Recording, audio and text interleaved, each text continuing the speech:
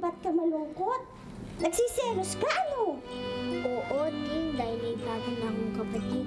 Siguro hindi na ako mahal ng nanay at tatay ko.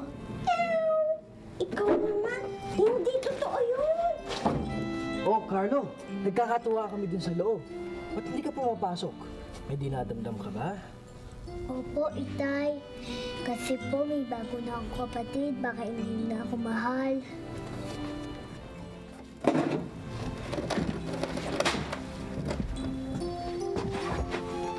Alam mo, anak,